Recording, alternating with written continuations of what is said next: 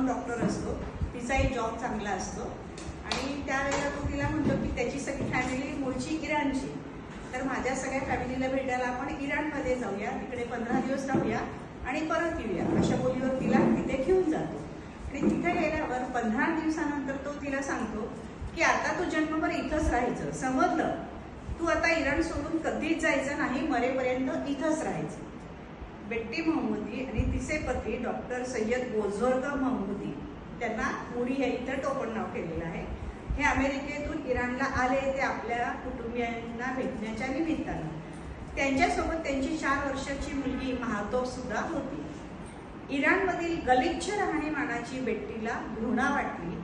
ज्या देशात स्त्रियांना कसपटासमान वागणूक मिळते आणि पाश्चात्यांचा तिरस्कार केला जातो, त्या देशात राहण्याच्या कल्पनेनं ती भयभीत झाली. लवकरात लवकर अमेरिकेला परतण्यासाठी ती व्याकुळ झाली. पण मुडी आणि त्याच्या दुष्ट कुटुंबियांचं काही वेगळंच कारस्थान शिजत होतं. लवकरच आई आणि मुलगी एका परकीय संस्कृतीच्या कचाट्यात कैदी होऊन राहू लागल्या आणि एका जुलमी क्रूर माणसाच्या हातचं बाहुलं बनून. कालांतरानं बेट्टीला एका माणसाचं नाव समजलं आणि हा माणूस त्यांना इराणमधून पळ काढण्यासाठी मदत करणार होता. पण सुटकेचा मार्ग संकटमय आणि भीतीप्रद होता आणि आजपर्यंत असला प्रवास करण्याचं साहस जवळपास कुठल्याच स्त्रीनं आणि तेही लहान मुलीला घेऊन केलेलं नव्हतं. आणि घरी परतण्याच्या त्यांच्या प्रयत्नांची सुरुवात एखाद्या दुःस्वप्नासारख्या भासणाऱ्या हिमवादळानं झाली. हे मेहता पब्लिशिंग हाऊसचं पुस्तक. आणि आता याबद्दल मी तुम्हाला आता थोडक्यात, पण तरी तसं खूप मोठंच होईल माझ्यापेक्षा, पण अगदी ऐकण्यासारखं आणि सुंदर कथा आहे की ही जेव्हा तिकडे गेली तेव्हा ब्रिटिश एअरवेजनी गेले. ती साधारण 39 वर्षाची होती.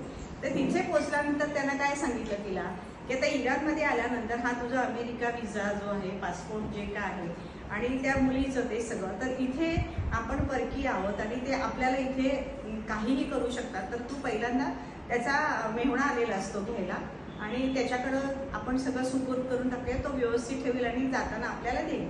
आणि त्या देशातलं काहीच माहीत नसल्यामुळं आता तिचा नवराच म्हटल्यावर तिला काही विषयच येत नाही, ती ते देते. आणि तेव्हाच तिथेच तो तिच्याकडनं पहिल्यांदा हे काढून घेतो की पासपोर्ट, विजा, इव्हन त्याचं जन्माचं जे असतं ते सुद्धा दाखला सगळं तो त्यावेळेला जप्त करून घेतो. पण हिला त्याची काय शंका येत नाही. हा मुडी नवरा पर्शियन असतो आणि तो अर्थात अगदी उच्च विद्याविभूषित डॉक्टर आणि अमेरिकेत राहिलेला, अमेरिकेत शिक्षण झालेलं, तिथे राहिलेला, म्हणजे तो कसा असेल तुम्ही कल्पना करा. आणि त्याचं पूर्ण नाव आपण आता सांगितलं. तर तिकडे गेल्यानंतर आता ही अमेरिकेत वाढलेली, म्हणजे कपडे काय घालणार, राहणीमान कसं असणार, साफसफाई, स्वच्छता, सगळ्या गोष्टी आपण कल्पना करू शकतो.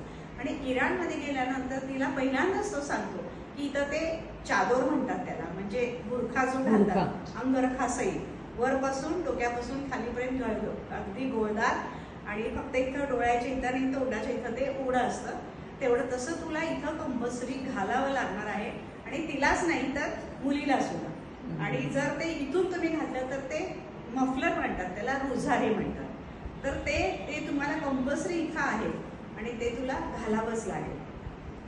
तर मग ते घाणेरडा कोट आणि ते सगळं घालून तिला कल्पनेनंच असह्य होतं की आता कसं, कल्पना करा ना कसं शक्य आहे. पण आता काय, ठीक आहे, आता 15 दिवस आहे, आता आपल्याला इथं आलोय सासरी सगळ्यांना भेटायला, इट्स ओके म्हणून मनाची कशी तरी तयार करते. घरी गेल्यानंतर जातानाच सगळीकडे इतकं गलिच्छ घाण, इतकं घाण आहे ना इराण. म्हणजे त्यावेळेला ती म्हणते की ते बघून म्हणजे हे पटतच नाही की इथं मी आली आणि आता मी इथं कशी राहणार 15 दिवस, मी काय करणार. आणि घराच्या तिथं पोचल्यानंतर त्याची मोठी बहीण तिच्याकडे ते राहायला जाणार असतात. तर तिथे गेल्यानंतर तिला पहिल्यांदा आत जाताना थांबवतात. म्हणतात का, तर नाही, इथे एक पद्धत आहे, ती पद्धत तुम्ही केल्याशिवाय तुम्ही घरात आत येऊ शकत नाही. तर काय पद्धत, तर ते बोकड कापायचं, त्याचं सगळं रक्त सांडायचं आणि ते सगळं तिनं मुलीला कडेवर घेऊन ते ओलांडून आत यायचं, अशी प्रथा. बापरे, तिला ऐकून ते वासानं ते रक्त बघूनच ती आधी म्हणजे मुलीला घेऊन बाजूला झालेली असती, हे काय प्रकार म्हणून. आणि ते म्हणतात की नाही, तुला असं करूनच आत यावं लागेल. शेवटी नाईलाजानं ती येते आतमध्ये. आणि मग इथून पुढं ही कहाणी चालू होते. आणि ह्याच्या आधीची थोडीशी पार्श्वभूमी अशी आहे की हे तिचं दुसरं लग्न असतं. पहिल्या लग्नानंतर तिचा नवरा एक्सपायर होतो आणि त्याच्यापासून तिला 2 मुलं असतात. तिचं सगळं चांगलं असतं. 7 वर्ष ॲक्च्युली आता ह्याच्यावर लग्न होऊन 10 वर्ष झाली तिला, पण त्या 7 वर्ष त्या नवऱ्याबरोबर राहिलेली असते. ही 3 वर्ष ती एकटी राहिलेली असते. आणि त्यावेळेला तिची 2 मुलं आणि मग नंतर ते सगळं त्याला ती सगळं गुंडाळून माहेरी गेलेली असते. माहेरी म्हणजे राहायला माहेरी नाही, पण माहेरपासून जवळच ती स्वतःचा फ्लॅट वगैरे घेते. 2 मुलांना वाढवायचं, शिक्षण तिचं सगळं व्यवस्थित चालू असतं. आणि हा डॉक्टर असतो आणि तिचा जिथे कुठे जॉब असतो त्याच्यामध्ये हा दोघांचा कुठेतरी संबंध येतो.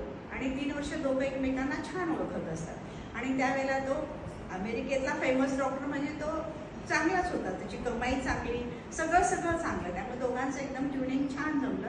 आणि त्यांनी 6 महिने वर्षभर विचार करून निर्णय घेतला की मी मिशिगन, तू तिकडचा म्हणजे तू मुस्लिम आणि आपण लग्न करायचं का, केलं तर माझ्या तिची 2 मुलं आहेत, हे सगळं विचार करून करतात. आणि तिलाही तो आवडत असतो, तिच्या मुलांनाही तो आवडत असतो. अशा पद्धतीत त्यांचं लग्न होतं. आणि मग लग्नानंतर त्यांना ही मुलगी होते. आणि ही मुलगी झाल्यावर मग साधारण 4-5 वर्षाचं होईपर्यंत त्यांचे सगळे पाहुणे इकडे येत असतात. नेहमी चुलता येतो, बहिणीचा मुलगा येतो, हा येतो, तो येतो. आणि तो आल्यावर एक जण आजारी पडतो, त्याचं दवाखाना आहे, ते त्याचं सगळं बघणे करणे, 1-1.5 वर्ष ही त्याचं सगळं खस्तातीनं अमेरिकेत काढलेले असतात. आणि त्यावेळेला ह्याचा जो जॉब असतो तो कधीतरी त्याला कुठेतरी बाहेर गावी जायला लागायचा. तेव्हा तो 4-4, 8-8 दिवस जायचा. ह्या 2 मुलांना घेऊन त्या पेशंटचं ती करायची. जे कोणी त्यांचं सगळ्यांचं ती सगळं करत असते. आणि दोघांचं म्हणजे व्यवस्थित सगळं चाललेलं असतं. आणि नंतर तो जो येतो तो जाताना त्याला बजावून सांगून जातो की तू इराणला ये, इराणला ये, इराणला ये. आणि ही 4-5 वर्षाची मुलगी झाल्यावर त्यावेळेलाच काय होतं, त्याचा जो जॉब असतो तिथे काहीतरी प्रॉब्लेम होतो त्याला आणि त्याचा तो जॉब सुटतो. मग जॉब सुटल्यावर तो एक 15 दिवस, महिनाभर घरी असतो. त्यानंतर दुसरीकडे ट्राय करतो. तो मिळतो पण त्याचा काय एवढं सॅटिस्फाय होत नाही. आणि तोपर्यंत हिचा जॉब चालूच असतो. अशा पद्धतीने चालू असताना त्यावेळेला हा निर्णय घेतो की नाहीतरी आता आपल्याला काही नाहीच आहे एवढं, तर आपण आत्ताच मध्ये पाहिजे तर जाऊन येऊया आणि परत जॉब बघायला येईल असं तिला सांगतो की आपण जाऊन येऊया, मग बघूया. आणि तिथली प्रॉपर्टी, त्याचं जे भरपूर सगळं असतं त्याचं ते सगळं तिथं सोडून फक्त 15 दिवसाच्या बोलीवर तो तिला घेऊन इकडे येतो. आणि मग ही मुलगी झाल्यानंतर ही 2 मुलं तोपर्यंत मोठी होत असतात. म्हणजे आता जवळजवळ तो मोठा मुलगा 10वीला वगैरे आलेला असतो आणि धाकटा मुलगा 5वी-6वीला आलेला असतो. मग त्यावेळेला ती मुलं काय करतात, आजी आजोबांच्याकडेच राहायला जातात.